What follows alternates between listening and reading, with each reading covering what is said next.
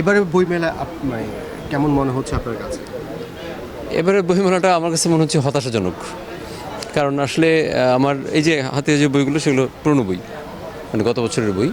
নতুন আমার যে বইটা আমি লিখেছিলাম যে হেমন্তের বিকেলে হারিয়ে গেল আমার মা, ওই বইটা সব কিছু রেডি ছিল, কিন্তু আমার প্রকাশক এই যে মিজান পাবলিশার্স, উনি ছাপাতে সাহস করলো না। উনি বললো যে এবার যদি ছাপাই তাহলে আসলে মানে এত কম টাইমে এত লোকজন নেই।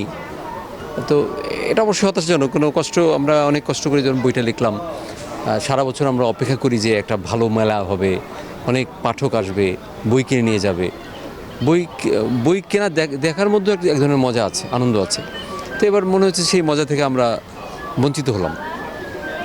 আপনার বইতে আসলে আপনি কি মেসেজ দিতে চাচ্ছেন সাধারণ জনগণকে বা নতুন প্রজন্মকে?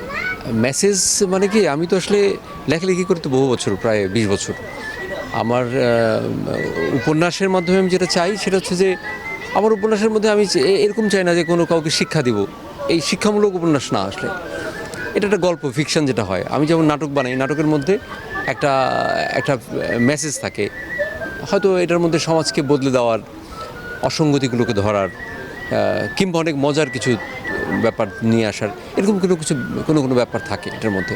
তো আমার উপন্যাসও আসলে তাই, সেরকমভাবেই সমাজের ঘটে যাওয়া অনেক ঘটনাগুলি আমি বলার চেষ্টা করি। আমাদের তো এখন যে প্রজন্ম সেটা তো বই পড়া কমিয়ে দিয়েছে। সেক্ষেত্রে আপনার কোনো পরামর্শ আছে কিনা যে বই পড়ার জন্য?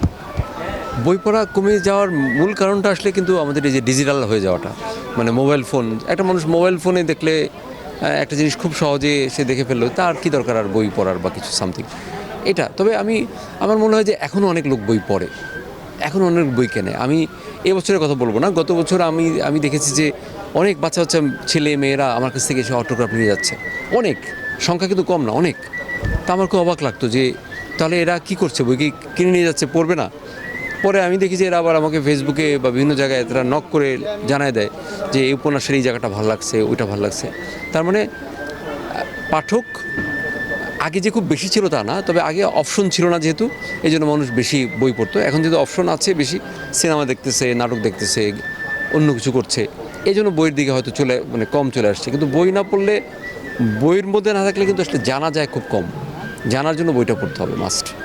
নতুন প্রজন্মের জন্য আপনার কি বলার আছে? আমিও নতুন প্রজন্ম। লেখক হিসেবে আমার কাছে মনে হয় প্রত্যেক দিনে আমি নতুন প্রজন্ম। একজন লেখক হিসেবে আপনার নতুন প্রজন্মকে কি বার্তা দেওয়া আছে বই পড়ার ক্ষেত্রে? বার্তা দেওয়ার যে আস্তে আস্তে চেষ্টা করো, মানে দুধ দাঁত উঠছে, একটু একটু চাপ দিয়ে দেখো, খেয়ে দেখো কেমন লাগে। একটু খেতে পারলে দেখা যাবে যে টেস্ট লাগলে তখন কিন্তু বই মানে অন্যরকম মজা। আমরা ছোটোবেলা যখন পড়তাম তখন আমার মনে আছে যে একটা বই শুরু করলে শেষ না করা পর্যন্ত অস্বস্তি লাগতো। তো যেটা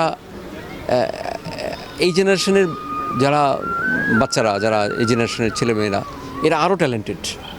শুধু একটু সময় নিয়ে কষ্ট করে যদি একটু বইটা পড়ে ফেললে মানে পড়া শুরু করলে তারা কিন্তু এটার মধ্যে নেশায় চলে যাবে। খারাপ কোনো নেশায় নাকি বইয়ের নেশায় ডুবে থাকা ভালো। আপনি এমন একটা টিপস বলে দেন যেটাতে আসলে এই ছেলেরা বা মেয়েরা, ইয়াং জেনারেশন বইয়ের প্রতি তার একটা নেশা জাগায়। টিপস আসলে বেসিক্যালি একটাই টিপসটা হচ্ছে যে অভ্যাসটা শুরু করতে হবে।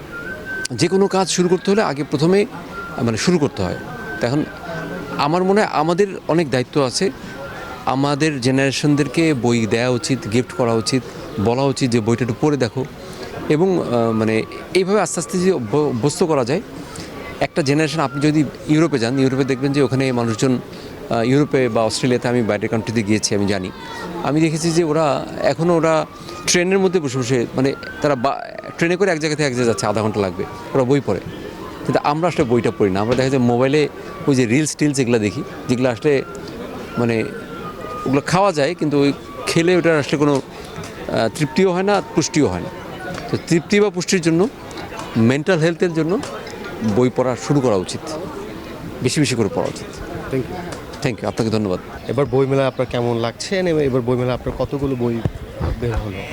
এবারের বইমেলায় আমার 2টা বই বের হয়েছে। একটা নয়া উদ্যোগ প্রকাশনী থেকে লেবু পাতায় করম চা, আর একটা নবকথন প্রকাশনী থেকে অপেক্ষার অবাধ্য। এবারে আমার এই বইটা সহ আমার 4টা বই বের হলো বইমেলায়। আপনার নতুন প্রজন্মের জন্য আপনার আসলে কি বাণী থাকতে পারে বইগুলোর মধ্যে? আমি আমাদের আগের জেনারেশনের যারা ছিল তারা অনেক বেশি বই পড়তো। মাঝখানের জেনারেশনের বই পড়ার অভ্যাসটা একটু কম হয়ে গেছে। আমি চাই আমাদের জেনারেশন আবার নতুন করে বই পড়ার অভ্যাস করুক। নতুন যারা বই পড়তে চায় তাদের কোনো জন্য কোনো পরামর্শ আছে কিনা আপনার? তারা, আমি শুধু এটা সবসময় বলতে চাই যে তারা যেন কাভার দেখে বই না কেনে, যেন লেখার মানটা দেখে বই কেনে। ভবিষ্যতে আপনার প্ল্যানিং কি? আমার ভবিষ্যতে প্ল্যানিং, আমি আরও বেশি বেশি লিখতে চাই, কারণ লেখাটাকে আমার প্যাশন। এখন এই প্রজন্ম নতুন যারা বই লিখতে চায় বা সমাজে বই কিছু ধারণা তারা দিতে চায়, সেক্ষেত্রে আপনার পরামর্শ কি? আমার জুনিয়রদের জন্য আমার পরামর্শ হলো তারা লেখায় যেন ফোকাস করে বেশি বেশি, তাদের লেখার মানটা যেন বরাবর উন্নত করার চেষ্টা করে। কি ধরনের বই লেখা উচিত? যে তার যা ইচ্ছা, মানে এটা তো লেখকের ফ্রি উইল, সে কী ধরনের বই লিখতে চায়, কিন্তু সে যেন মানটা বজায় রাখে সবসময়, এটাই আমি চাই।